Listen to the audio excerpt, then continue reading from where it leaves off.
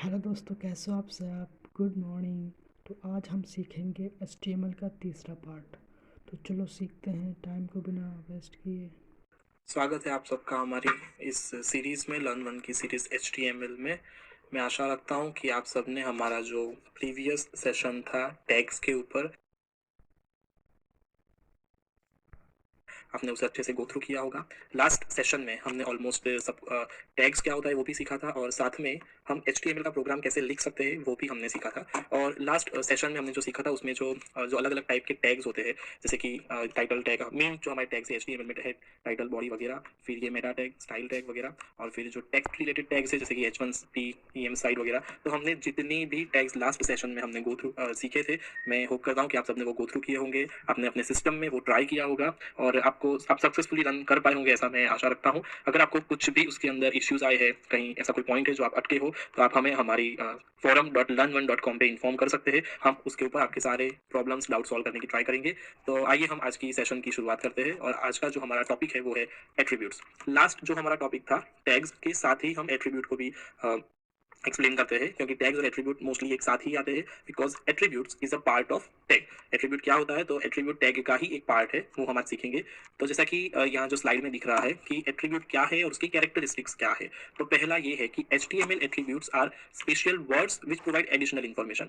मतलब ये कि जब हम टैग लिखते हैं उसी टैग में हम एट्रीब्यूट को भी इंक्लूड करते हैं, और जब एट्रीब्यूट हम इंक्लूड करते हैं तो एट्रीब्यूट की वजह से जो ब्राउजर है उसे पता चलता है कि उसे क्या स्पेसिफिक टास्क करना है।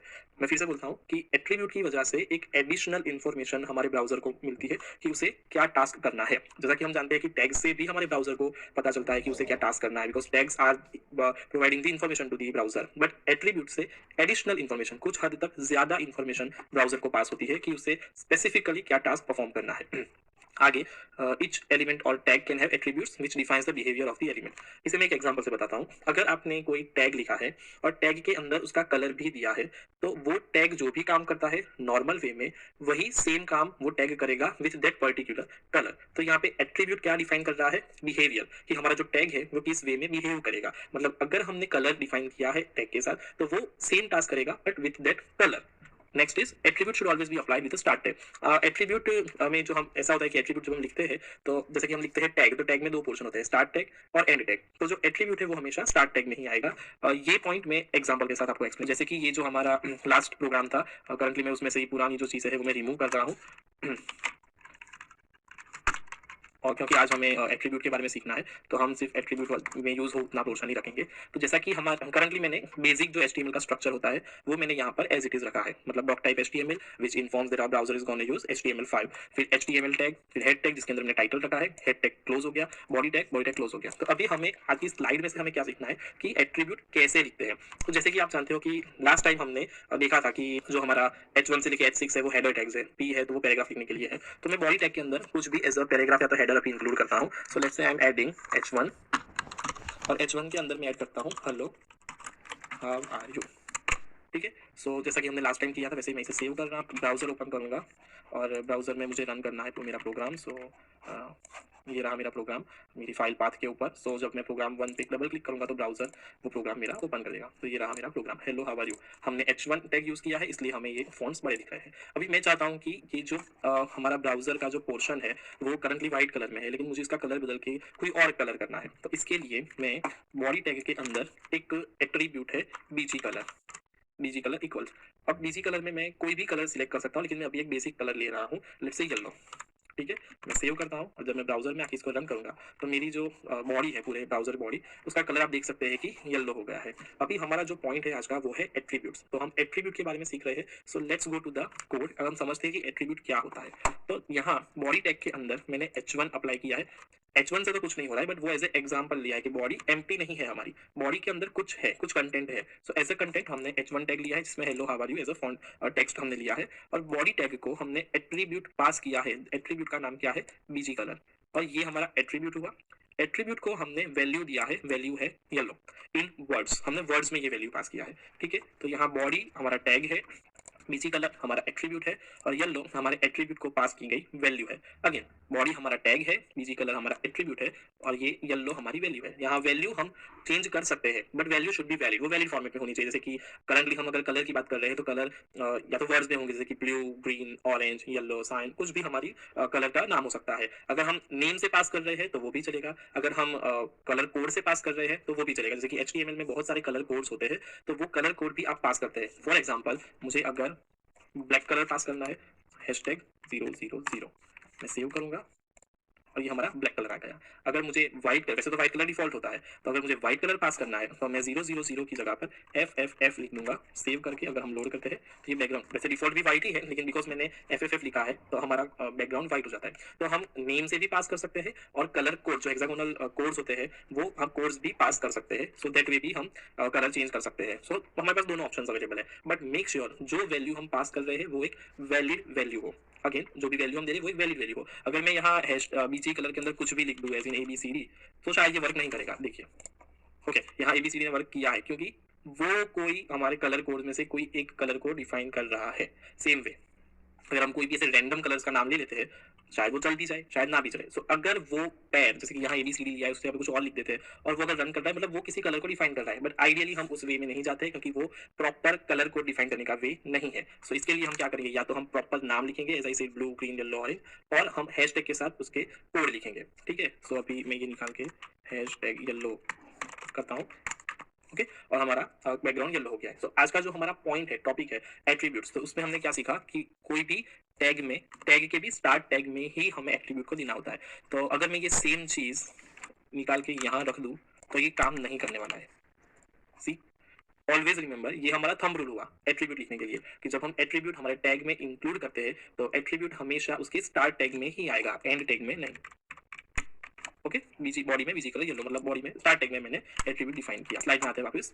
The attribute should always be applied with its name and value pair. तो जैसा कि हमने हमारे एग्जांपल में भी देखा एट्रीब्यूट कैसे लिखते हैं, तो हम उसके नेम और वैल्यू की पैर में लिखते हैं। एट्रीब्यूट का जो नाम है वो हमें लिखना है और उसकी पैर उसके साथ उसका वैल्यू लेना है और ये चीज हमेशा पैर में ही आएगी। अगर मैं बीजी कलर भी लिख रहा हूँ और यहाँ पर कुछ नहीं लिखता हूँ तो ये काम नहीं करेगा, ये कुछ भी नहीं शो करेगा, ये जस्ट एज इट इज हमारा आउटपुट देगा। मैंने सेव किया है, never running the code, refreshing, कुछ नहीं हो रहा क्योंकि हमने एट्रीब्यूट तो लिया है पर हम वैल्यू पास नहीं कर रहे हैं। एट्रीब्यूट के साथ हमेशा उसकी वैल्यू पास होनी ही चाहिए, तभी एट्रीब्यूट परफेक्टली ऑपरेट करेगा। Next, the attribute name and values are case sensitive and it is recommended by W3C that is should be that it should be written in lower case only. W3C means world wide web consortium, जो हमारे जो protocols होता है कि क्या चीज कैसे लिखनी चाहिए, HTML में कौन सी चीज कैसे आनी चाहिए, वो सब कौन डिफाइन करता है, तो that is W3C world wide web consortium. तो उसने ये डिफाइन किया है कि जब भी हम एट्रीब्यूट लिखते हैं तो वो हमेशा नेम वैल्यू पेयर में आना चाहिए, plus that is case sensitive, सब कुछ स्मॉल वैल्यूज में ही होना चाहिए। स्पेसिफिकली जब एट्रीब्यूट का जो नेम है वो तो स्मॉल में ही होना चाहिए, लोअर केस ही होना चाहिए। सो यहाँ बीजी कलर के बाद हैशटैग कोई भी कलर, और अगर ये वे में हमने लिखा है तो वो वर्क करेगा। ये एक थंब रूल है कि नेम वैल्यू पेयर साथ में ही आने चाहिए, पैर में ही आने चाहिए और साथ में वो हमेशा लोअर केस में ही होने चाहिए। Next, you can add multiple attributes in one HTML but need to give space between two attributes. तो अगर यहाँ पे मैंने बॉडी में बीजी कलर करके एट्रीब्यूट लिया है, अगर मुझे कोई और एट्रीब्यूट भी ऐड करना है तो वो मैं कैसे करूँगा, तो मैं यहाँ स्पेस देने के बाद, एक स्पेस छोड़ने के बाद ही मैं दूसरा एट्रीब्यूट यहाँ पर ऐड कर सकता हूँ। जैसे मुझे कोई और एट्रीब्यूट ऐड करना है, जैसे फॉन्ट स्टाइल ले लेता हूँ, तो स्टाइल भी एक एट्रीब्यूट है। स्टाइल से डिफाइन होता है कि हमारा जो क्या स्टाइल हम देना चाहते हैं, क्या बॉडी के अंदर जो भी कंटेंट रहेगा वो कैसा रहेगा, तो वो हमारा एक और एट्रीब्यूट हुआ स्टाइल से। तो यहाँ पे दो एट्रीब्यूट आ गए, बॉडी में पहला है बीजी कलर और दूसरा है स्टाइल। तो इन दोनों को लिखने के लिए मैंने यहाँ बीच में एक स्पेस बार की दबा के एक स्पेस छोड़ी है। सो ऐसे दो एट्रीब्यूट के बीच में एटलीस्ट एक स्पेस होनी जरूरी है। सो यहाँ पे मैंने दो एट्रीब्यूट लिए हैं और बीच में स्पेस छोड़ी। अगर मैं ये इस तरह से ही सिंटेक्स में लिख के रन करता हूँ तो that will be a proper coding. Okay, ऐसे हम दो एट्रीब्यूट ले सकते हैं। ऐसा जरूरी नहीं है कि हम सिर्फ दो ही एट्रीब्यूट लिख सकते हैं, we can have multiple attributes in one tag. मतलब मैं एक बॉडी टैग में बीजी कलर लिया है, स्टाइल लिया है, तो इसके अलावा और भी एट्रीब्यूट्स में ऐड कर सकता हूँ। ऐसे कोई लिमिटेशन नहीं है कि मैं कम इतने दो ही कर सकता हूँ, we can add multiple. But make sure जब हम एट्रीब्यूट ऐड करते हैं तो वो एट्रीब्यूट वो उस टैग में सपोर्ट भी करना चाहिए। वो क्या होता है वो मैं आपको आगे इस सीरीज में समझाता जाऊंगा, आज के सेशन में भी हम उसे कवर करेंगे। तो बस जो मेन जो हमें फोकस रखना है वो ये है, जब हम कोई एट्रीब्यूट लिखते हैं तो वो एट्रीब्यूट उस टैग के साथ सपोर्टिव भी होना चाहिए। आगे बढ़ते हैं स्लाइड में।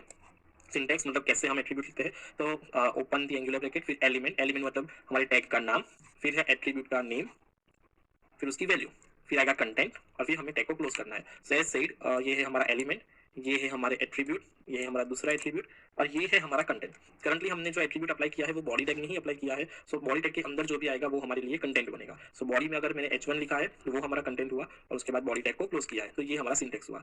अभी हम एट्रीब्यूट्स के कुछ एग्जांपल्स भी देखेंगे। तो जैसे कि यहाँ पहला एग्जांपल है कि body text equal to green and BG colour equal to orange. तो आइए हम इसको भी रन करके देखते हैं। ये एक एग्जांपल है। तो बॉडी में क्या ऐड किया है, टेक्स्ट इक्वल टू ग्रीन, अब मैं बीजी कलर में येलो ले लेता हूँ। तो जैसे कि आप देख रहे हैं कि बैकग्राउंड हमारा येलो हो गया है और जो टेक्स्ट है बॉडी में वो हमें ग्रीन दिखाई दे रहा है। तो इसके लिए हमने, आप देख सकते हो कि हमने यहाँ पे टोटल 3 एट्रीब्यूट्स लिखे हैं, सबके बीच में स्पेस भी छोड़ा है और साथ में उसकी एक एक वैल्यू भी दी है। यहाँ पर कोई वैल्यू दी नहीं है क्योंकि वो अभी हमें काम नहीं है। अगर हमें ये कोई एट्रीब्यूट नहीं काम है तो हम उसे रिमूव भी कर सकते हैं। तो मैं करंटली इसे यहाँ से रिमूव कर देता हूँ और ये सेव किया और अभी मेरे बॉडी टैग में 2 है। तो ये हमारा एग्जाम्पल हुआ। बॉडी टैग में हमने एग्जाम्पल के साथ देखा कि कलर भी दिया है, बैकग्राउंड कलर, और फॉन्ट को भी एक अलग कलर दिया है। नेक्स्ट एग्जाम्पल है हमारे एट्रीब्यूट का H1 में, title equals this is heading, फिर हमने कुछ लिखा है। अब मैं एक्सप्लेन करता हूँ कि टाइटल एट्रीब्यूट क्या है। टाइटल एट्रीब्यूट ऐसा एट्रीब्यूट है कि जब हम H1 टैग में लिखे हुए टेक्स्ट के ऊपर होवर करते हैं, होवर मतलब माउस को उसके ऊपर ले जाना, तो जब हम टेक्स्ट पे होवर करते हैं तब हमें कुछ अलग से भी दिखाई देता है on screen on that particular text, जो एक्स्ट्रा इन्फॉर्मेशन पास करता है about that whatever you are seeing on the screen. उस एक्स्ट्रा इन्फॉर्मेशन को हम क्या कहते हैं, इस टाइटल टैग के अंदर हम ऐड करते हैं। इसे मैं एग्जांपल से समझाता हूँ ताकि और क्लियर पिक्चर आए। H1 में जैसे कि करंटली हमने हेलो हाउ आर यू लिखा है, तो मैं यहाँ ऐड करूँगा टाइटल, और टाइटल में दिस इज एन इन्फॉर्मेशन, ठीक है। Save, reload. अब जब मैं इसके ऊपर होवर करूंगा तो आपने देखा कि एक एक्स्ट्रा ब्लॉक यहाँ पे आ रहा है नीचे, और उस ब्लॉक के अंदर हमें क्या दिख रहा है, दिस इज एन इन्फॉर्मेशन। मतलब हेलो हाउ आर यू एक ऐसा टेक्स्ट है जो परमानेंटली हमारे स्क्रीन के ऊपर दिखने वाला है, बट उस टेक्स्ट के बारे में कुछ और एक्स्ट्रा अगर हमने दिखाना है कि वो टेक्स्ट हमने क्यों वहां रखा है या क्या रीजन है या कोई भी एडिशनल इन्फॉर्मेशन अगर हमें पास करनी है, तो हम इस तरह टाइटल देके हम दिखा सकते हैं। इस चीज को HTML के टर्म्स में टूल टिप भी कहते हैं। तो टूल टिप ऐड करने का तरीका ये है कि आप टाइटल एट्रीब्यूट का यूज करें। Tool tip very useful thing है। कभी कभी हम जब फॉर्म जो हम आगे सीखने वाले हैं, तो जब बहुत ही बड़े फॉर्म्स आते हैं और फॉर्म बनाना होता है या तो फॉर्म जब फिल होता है, तब ऐसा होता है कि लेट्स से हमने फॉर्म के अंदर एड्रेस ले लिया और एड्रेस हमने जैसे कि एड्रेस एक लाइन का नहीं होता, कभी कभी वो 5 या 6 लाइन के भी हो जाते हैं। तो एड्रेस को अगर हम टेक्स्ट एरिया में दिखाते हैं तो वो स्क्रॉल बार आता है। उसी एड्रेस को एक साथ दिखाने के लिए हम टूल टिप का यूज कर सकते हैं कि जब एड्रेस प्रॉपर पूरा नहीं दिख रहा तब हम माउस को एड्रेस के टेक्स्ट एरिया पर ले जाएंगे और वो वहां पे भी हमें टूल टिप के अंदर पूरा एड्रेस शो कर देगा। सो टूल टिप एक बहुत ही यूजफुल फंक्शनलिटी है जिससे हम कम इंफॉर्मेशन को एक साथ दिखा सकते हैं। नेक्स्ट जो हमारा एग्जांपल है टाइटल के बाद, next is what is a. तो ये भी मैं आपको एग्जांपल के साथ बताता हूँ। ए का पूरा नाम एंकर टैग है। एंकर टैग का यूज लिंक स्पेसिफाई करने के लिए होता है। लिंक मतलब अगर हम करंटली किसी एक जगह पे है, उस जगह से हमें कहीं और जाना है, तो उसके लिए हम ए टैग का यूज कर सकते हैं। फॉर एग्जांपल H1 के बाद मैं यहाँ ए टैग लिखता हूँ, तो ए जैसे ही मैंने ए लिखा, सबलाइम टेक्स्ट ने एडिशनली href लिख के सीधा ही मुझे दे दिया है। So this is also a functionality की जो मैंडेटरी एट्रीब्यूट्स होते हैं किसी भी टैग के, तो वो हमारा एडिटर डिफॉल्ट हमें पास कर देता है, हमें एक्स्ट्रा लिखना नहीं पड़ता है। So this is a functionality of this Sublime text. तो जैसे ही हम ए लिखते, ए stands for anchor tag, ANCHOR, anchor tag. Anchor tag का यूज क्या है, एक स्क्रीन से दूसरी स्क्रीन पर जाने के लिए या तो एक वेब पेज से दूसरे वेब पेज पर जाने के लिए हमें लिंक डिफाइन करनी होती है। वो हम कैसे कर सकते हैं, ए टैग से। ए टैग की मदद से हम एक लिंक से दूसरे वेब पेज पर जा सकते हैं। तो जैसे कि मुझे लर्न1 की साइट पे जाना है, तो मैं क्या करूंगा, ए लिखने के बाद href के जो ये एक एट्रीब्यूट हुआ हमारा href, तो href में href stands for hyper text reference. Okay, so href attribute के अंदर मैं हमारी लर्न1 की वेबसाइट का पाथ डाल दूंगा और यहाँ पर मैं लर्न1 लिख देता हूँ, VRL। ओके, तो यहाँ पर मुझे पाथ डालना है। सो आई एम ओपनिंग लर्न1, ठीक है। तो ये हमारी साइट का URL हुआ, just copy it, paste. Okay, तो यहाँ आ गया हमारा URL href के अंदर https www.learn1.com/ और यहाँ लर्न1। अब जब मैं इसे सेव करूंगा और मैं जाऊंगा अपनी रीलोड, जैसे ही हमने इसे रीलोड किया, यहाँ हमारा लर्न1 लिखा हुआ आ गया और इसके नीचे अंडरलाइन भी आप देख सकते हैं। तो जब भी हम एंकर टैग यूज करते हैं तो एक डिफॉल्ट स्टाइल हमारा HTML हमें देता है कि जब भी हम एंकर टैग यूज करते हैं तो एंकर टैग में लिखी हुई जो लिंक है वो हमेशा अंडरलाइन के साथ ही आएगी। और साथ में जब हम उसके ऊपर होवर करते हैं, मतलब कर्सर एंकर टैग में लिखी हुई लाइन के ऊपर ले जाते हैं, तो वो एरो की जगह पे ऐसे हैंड पॉइंटर दिखा देता है, विच ऑल्सो इंडिकेट्स कि जहां पर हम अभी है स्क्रीन पे वो एक एंकर टैग में लिखा हुआ कंटेंट है। ठीक है, तो अगर मैं इसके ऊपर क्लिक करता हूँ तो मेरा जो स्क्रीन है वो सीधा लर्न1 की वेबसाइट पे जाके रीडायरेक्ट करता है। ओके, तो जब भी हमें कोई भी हमारे वेब पेज के अंदर कोई एडिशनल लिंक ऐड करनी होती है, तब हम एंकर टैग का यूज करते हैं और उसके जो एचआरईएफ एट्रीब्यूट है उसके अंदर हम यूजफुल लिंक डाल सकते हैं। मेक श्योर जो भी हम यूआरएल पास कर रहे हैं, लिंक पास कर रहे हैं, वो एग्जिस्ट करती हो, मतलब वो एक एक्चुअल में वो लिंक हो। अगर मैं कुछ भी ABCD EFGH डाल दूं और वो ऐसा कोई वेब पेज ही ना हो, तो कहीं पे भी वो रिडायरेक्ट नहीं होने वाला। सो मेक श्योर जो भी आप साइट का यूआरएल एंटर कर रहे हैं वो एक प्रॉपर एग्जिस्टिंग यूआरएल हो। नेक्स्ट देखते हैं एग्जाम्पल 4, इमेज। अभी इमेज, इसके साथ साथ हम इमेज टैग भी देख लेंगे। इमेज टैग क्या होता है? IMG stands for image tag. हमारे वेब पेज के अंदर इमेज को लोड कराने के लिए, ऐड कराने के लिए इमेज टैग का यूज होता है। अभी इमेज टैग यूज करने के लिए कुछ बेसिक रूल भी है, वो भी मैं इसके साथ एक्सप्लेन करता हूँ। लेट्स से मुझे कोई एक इमेज मेरा जो करंट वेब पेज है, मेरी ये वाली स्क्रीन में मुझे एक इमेज को लोड कराना है। तो पहली बात ये कि वो इमेज मेरे सिस्टम में एग्जिस्ट करनी होनी चाहिए। अगर मैं कोई इमेज को लोड करा रहा हूँ तो वो इमेज स्पेसिफिक पाथ पर रखी होनी भी चाहिए। सो करंटली मैंने क्या किया है, जो हमारा प्रोग्राम जहाँ जिस पाथ में है, न्यू फोल्डर और HTML के बाद प्रोग्राम्स में, वहाँ पर मैंने shoes.jpg नाम का एक इमेज ले लिया है। I am opening the image. ये मेरा एक शूज का एक इमेज मैंने ले लिया है, ठीक है। अभी मैं क्या करना है, मुझे क्या करना है कि ये शूज वाली जो इमेज है उसे मुझे मेरे प्रोग्राम में ऐड करना है। तो मैं क्या करूंगा, go to the code, tag के अंदर इमेज के लिए जो टैग है वो है IMG। Okay, enter. देखो यहाँ पे भी कैसा हुआ, जैसे ही मैंने इमेज का IMG लिखा, SRC हमारा बेसिक जो एट्रीब्यूट था वो आ गया। ए एंकर टैग में क्या हुआ था, HREF हमारा डायरेक्ट आ गया था। So these are the functionalities of using an editor, ठीक है। SRC attribute stands for source, कि हमें किस पाथ से इमेज लेना है, कहाँ से उसे लेके आना है, ठीक है। तो सोर्स में हम पाथ डालेंगे कि हमारा इमेज कहाँ पड़ा है। करंटली जिस फोल्डर के अंदर मेरा प्रोग्राम है, सेम उसी फोल्डर के अंदर मेरा इमेज भी रखा हुआ है। सो बिकॉज ऑफ दैट मुझे पाथ इंक्लूड करने की जरूरत नहीं है। I can simply add the name of the image. Okay, तो मेरी इमेज का नाम क्या है, shoes.jpg। So source is shoes.jpg, ठीक है। Save, reload. यहाँ पे कुछ दिख रहा है, बट क्या दिख रहा है पता नहीं। मीन्स जो मैंने लिखा है मेरे सोर्स पाथ के अंदर, वो या तो गलत है या तो इमेज वहां पर उस जगह पर एग्जिस्ट नहीं करती है। उसके लिए मुझे क्या करना होगा, पहले तो मुझे उस पाथ पे चेक करना है कि इमेज है कि नहीं। तो बिकॉज सेम पाथ है लेकिन इमेज नहीं है, तो मेरी स्पेलिंग भी गलत हो सकती है। It's shoes.jpg। So yes, JPG। Still हम उसका प्रॉपर्टी में जाके चेक करेंगे। JPG मतलब फाइल फॉर्मेट तो बिल्कुल सही है। और इसके अगर ये नहीं चल रहा है, सो लेट्स ऐड स्लैश। ये स्टिल नहीं चल रहा है। इसे आइडेंटिफाई करने के लिए क्या करेंगे, तो देखा कि जैसे कि यहाँ पे जो फोल्डर है उसमें मेरे जो इमेज मेरी है उसका shoes.jpg नाम है और उसका फॉर्मेट भी JPG है। सो यहाँ पे अगर shoes.jpg एज अ नेम लिखा है तो मुझे मेरे कोड के अंदर भी shoes.jpg लिखना पड़ेगा। और इससे क्या होता है, मेरी इतना हुआ है मेरा इमेज का नाम, और इसके बाद जो है वो है मेरा फॉर्मेट, ठीक है। I am saving this, well reload की मेरी इमेज आ गई, बट ये जो टेक्निक है वो गलत है। सो हम क्या करेंगे, यहाँ पे जो हमारी फाइल है उसमें से ये जो एडिशनल एक्सटेंशन है .jpg type of an image, वो हम निकाल देंगे। नाम के साथ फॉर्मेट लिखना is not a good way because it can create issues. So मैं हमारे इमेज का नाम रखूंगा खाली शूज और उसका टाइप रहेगा JPG। सो कोड में भी हमें इस तरह से लिखना है, shoes.jpg में से मैं एक निकाल दूंगा। ओके, सो ये हुआ मेरा नाम और ये हुआ मेरा एक्सटेंशन, ठीक है। Let's reload. Okay, and it's working while I am pressing F5, so reloading the screen. और ये चल रहा है, मतलब हमने जब इमेज ऐड किया तब हमें दो चीज़ें मेक श्योर करनी थी। एक, कि हमारी जो इमेज है वो सेम उसी फोल्डर में होनी चाहिए जहाँ पे हमारा कोड लिखा है। अगर वैसा नहीं है तो हमें उसे उसका पाथ देना है। अब मैं पाथ लेकर भी इमेज शो करना सिखा रहा हूँ आपको। लेट्स से शूज़ हमारा है, तो मैं यहाँ पर एक नया फोल्डर क्रिएट करता हूँ, इमेज, और इसके अंदर मैं ये शूज़ की जो इमेज है वो मैं रख देता हूँ, ठीक है। तो अब मेरी शूज़ की इमेज कहाँ है, प्रोग्राम्स के अंदर, इमेज के अंदर। सो इसको हम एक्सेस कर पाएंगे। लेट्स सी, मैंने F5 दिया तो ये चला गया, मतलब again this break image is showing, मतलब मेरा जो इमेज का पाथ है वो गलत है, या तो स्क्रीन जो हमारा इमेज जहाँ पे रखा है वो पाथ एक्सेस नहीं हो पा रहा है हमारे प्रोग्राम से। सो हम क्या करेंगे, यहाँ पे लिखेंगे image slash save.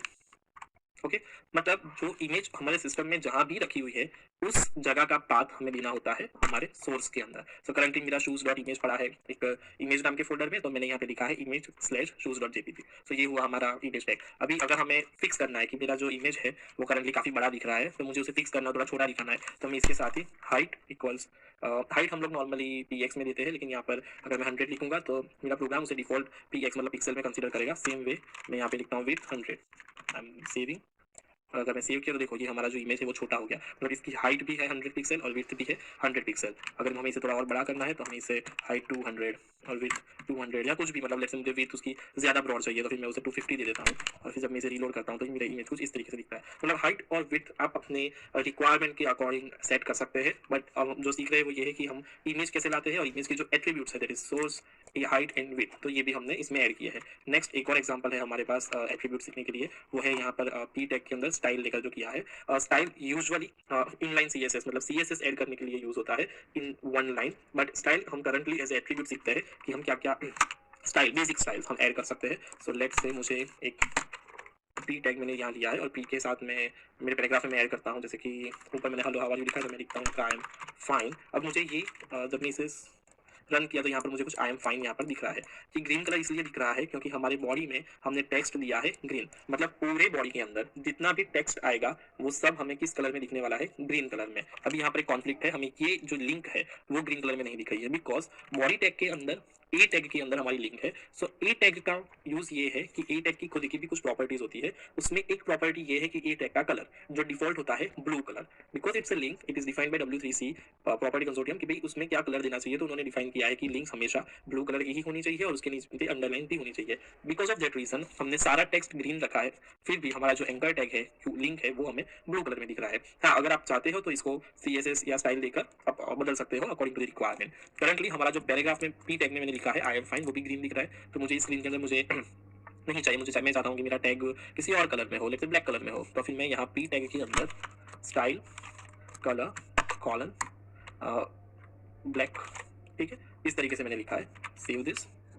And reload, और मेरा जो कलर है वो मुझे पैराग्राफ टैग का कलर ब्लैक हो गया है। अभी यहाँ पर एक चीज़ है, स्टाइल करंटली हमने एज एट्रीब्यूट लिया है और ये जो हमने लिखा है वो है CSS के बारे में डिटेल में हम आगे पढ़ेंगे जब हम CSS का ट्यूटोरियल स्टार्ट करेंगे तब। तो CSS करंटली हमने ये बहुत ही बेसिक CSS यहाँ पर लिया है ताकि हम इजीली अंडरस्टैंड कर सके कि स्टाइल हमारा एट्रीब्यूट है, किसी भी टैग में हम स्टाइल एट्रीब्यूट इंक्लूड कर सकते हैं, और इस स्टाइल के अंदर हमने कलर टैग CSS यूज की है। तो इसे लिखने की एक प्रॉपर मेथड है जो कि ये है कि कलर, उसके बाद कॉलन, और कॉलन के बाद हम लिखते हैं हमारा कलर का नाम, ठीक है। तो ये एक्चुअली CSS हुआ, बट करंटली हम इसे एज एट्रीब्यूट ले रहे हैं, इसलिए इसे एट्रीब्यूट वाले सेशन में हम एक्सप्लेन कर रहे हैं। सो आज जो हमने अलग अलग जो एग्जांपल्स लिखे उसमें जैसे कि ये है कि बॉडी टैग के अंदर हमने BG कलर और टेक्स्ट लिया है, H1 के अंदर हमने टाइटल यूज किया है, एक एंकर टैग के अंदर HREF यूज किया है, इमेज में हमने एक साथ 3 एट्रीब्यूट यूज किए हैं, सोर्स, हाइट एंड विड्थ, और पी के अंदर हमने CSS यूज करके मतलब उसे एज एट्रीब्यूट, स्टाइल एट्रीब्यूट में हमने उसे ऐड किया है। तो ये हुआ हमारा एट्रीब्यूट कि हम कैसे एट्रीब्यूट यूज करते हैं। विद एग्जांपल हमने एट्रीब्यूट कैसे हमारे प्रोग्राम में हम ऐड करते हैं वो हमने आज सीखा है। इसके साथ हमारा एट्रीब्यूट का जो सेशन है वो खत्म होता है। कैसे एट्रीब्यूट लिखते हैं, कैसे एट्रीब्यूट को ऐड करते हैं, वो हमारा यहाँ पे खत्म होता है। इसके बाद हम जो सेशन में जाने वाले हैं वो होगा हमारा एलिमेंट्स के ऊपर, कि HTML में कौन से एलिमेंट्स होते हैं।